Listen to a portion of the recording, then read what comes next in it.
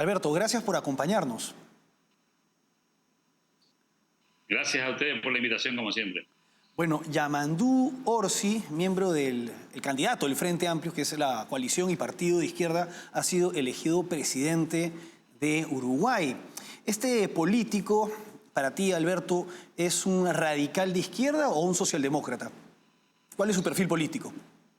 En realidad, casi siempre lo que ha pasado en Uruguay, porque esto tiene que ver mucho con lo contextual, es que nos hemos encontrado con una especie de izquierda vegetariana, ¿no?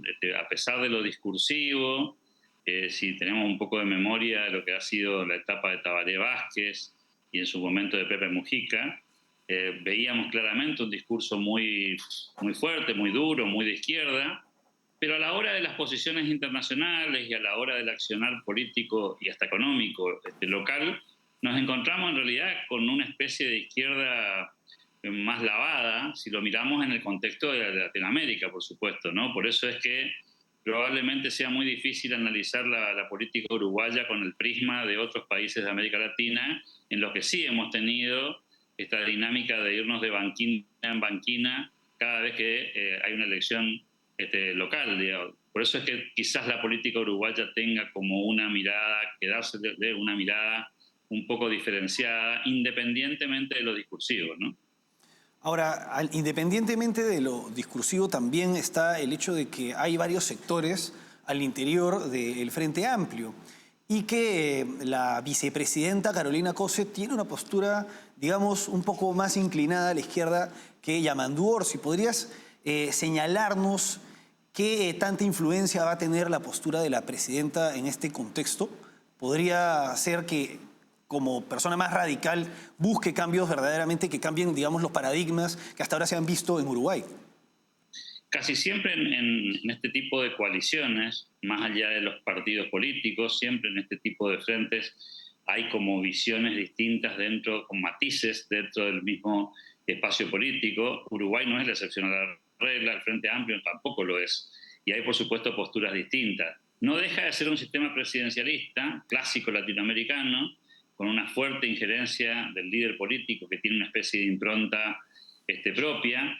La verdad es que, insisto que independientemente de los discursos, nos vamos a encontrar con el verdadero presidente de Uruguay una vez que se inicie el mandato y una vez que encontremos cómo pasa de la campaña y del planteo de cambio que se escuchó durante toda la campaña electoral, tanto en la primera vuelta como en la segunda vuelta, a esta lógica, digamos, del funcionamiento institucional tradicional, si se me permite, de Uruguay, en el que no ha habido tales saltos al vacío, digamos, y mucho menos en el contexto de lo que viene pasando en América Latina ahora y de la posición relativa a Uruguay al lado de sus aliados del Mercosur. No nos olvidemos que es un país que tiene una altísima dependencia de cómo funcionan las economías de Brasil y Argentina particularmente, y por supuesto siempre atado al desempeño internacional del continente, con lo cual también hay condicionamientos ahí para ver en qué medida se cumple esa expectativa de cambio que en la campaña sí se visualizó,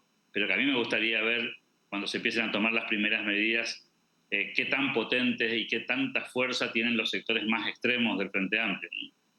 Ahora, al margen del hecho de que, por lo menos a nivel interior, las izquierdas uruguayas no tengan o no traten de llevar a cabo proyectos refundacionales, como sí se da en otros países de Hispanoamérica, lo cual es una amenaza cada vez que hay elecciones presidenciales. También es cierto que por la propia posición política del Frente Amplio, que pertenece al Foro de Sao Paulo, se puede esperar cierto alineamiento con los regímenes antidemocráticos de la región. ¿Cómo crees que este nuevo escenario vaya a desenvolverse en un contexto en la región en la que, por ejemplo, ha ganado Donald Trump y se viene condenando cada vez más a la Venezuela de Nicolás Maduro? A mí me gustaría hacer un contexto histórico en esto. Creo que es importante tomar dimensión, ¿no? He escuchado y he leído mucho en estas horas sobre la repercusión de la elección uruguaya en lo que podríamos denominar el mapa latinoamericano y esta suerte de simplificación entre derechas e izquierdas, ¿no? Intentando pintar el mapa de rojo y de azul como si no hubiese matices en el medio.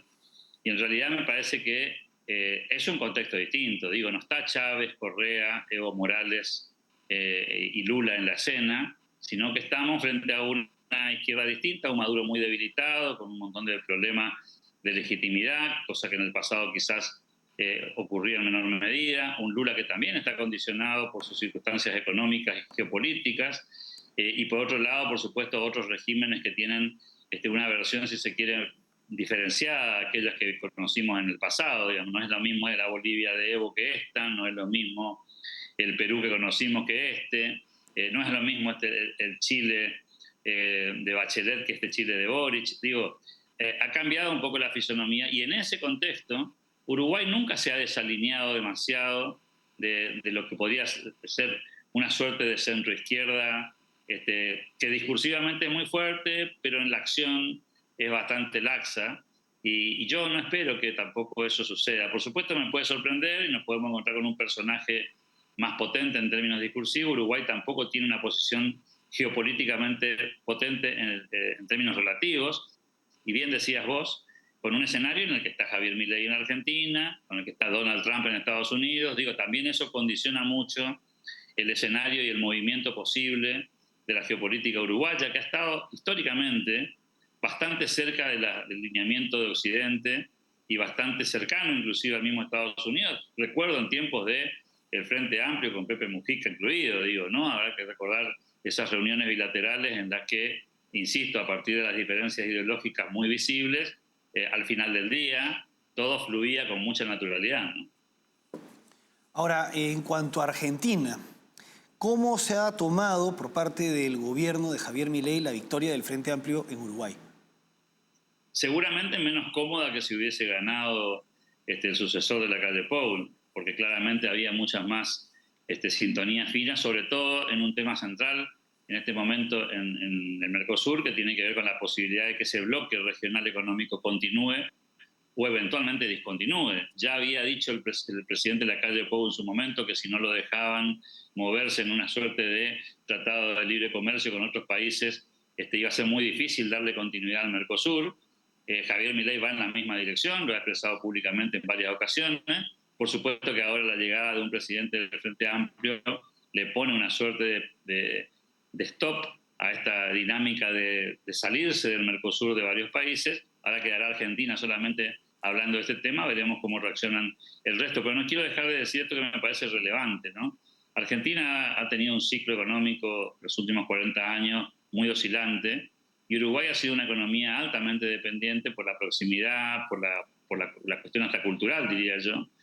Y hay que ver cómo reacciona Uruguay en un escenario en el que Argentina tiene una perspectiva de crecimiento económico, ¿no? Porque esto no es algo habitual en el continente y mucho menos en la lógica de la relación bilateral Uruguay-Argentina. Digo, hay mucho capital argentino invertido en Uruguay, hay mucho capital brasilero invertido en Uruguay, y ahí la economía regional condiciona muchísimo a un país que tiene una economía estable, un sistema político estable, pero que al mismo tiempo depende mucho de las circunstancias contextuales económicas de sus vecinos, ¿no? Ahora, para ir terminando, en el Parlamento, ¿cómo ha quedado la distribución de fuerzas tras estas elecciones? ¿Habrá consensos o crees que habrá posiciones irreconciliables? Bueno, yo creo que por cómo quedaron los números, ¿no? Y sobre todo porque en Uruguay no nos olvidemos que tenemos no solamente el Frente Amplio, sino el Partido Nacional y el Partido Colorado, y ese no es un dato que podamos pasar por alto. Con lo cual, cuando llega la hora de la cuestión parlamentaria, se rige por lo que fue la primera vuelta. En la primera vuelta no hubo una mayoría definitiva. El sistema de renovación de las cámaras también condiciona la construcción de mayorías automáticas. Dicho de otra manera, el gobierno del Frente Amplio no va a tener una comodidad absoluta en términos parlamentarios y va a tener el control del Congreso como bien corresponde y va a tener que dialogar, y por eso también yo soy razonablemente optimista respecto a lo que se está visualizando, lo que pueda pasar en Uruguay. No solamente el presidente habrá que ver qué impronta tiene fuera de la campaña, no sería la primera vez que un dirigente político en campaña dice una cosa y cuando tiene que llevar adelante las mismas políticas que promovió se para desde otro lugar. Desde lo simbólico, la visita a Mujica, por supuesto, ha tenido mucha fuerza, pero no deja de ser una cosa medio folclórica de la política uruguaya también, y habrá que ver si la composición de las cámaras, decía, en donde no hay mayoría automática, no termina siendo un ámbito en el que tendrá que conversar con partidos que en general se ubican ideológicamente más en el centro derecha que en la centro izquierda, ¿no? Y en ese sentido tendrá que construir los consensos si es que quiere avanzar en reformas de fondo. Bueno, y además, para ver todo lo que... Para determinar en qué posición se va a ubicar este gobierno, todavía tenemos que esperar varios meses en vista de que Yamandu Orsi asumirá en marzo del año próximo. Bueno, nos ha acompañado Alberto Medina, periodista y analista político. Alberto, ha sido un gusto, como siempre. Un gran saludo para todo el equipo. Saludos. Bueno, vamos ahora a una pausa y regresamos con el Medio Oriente.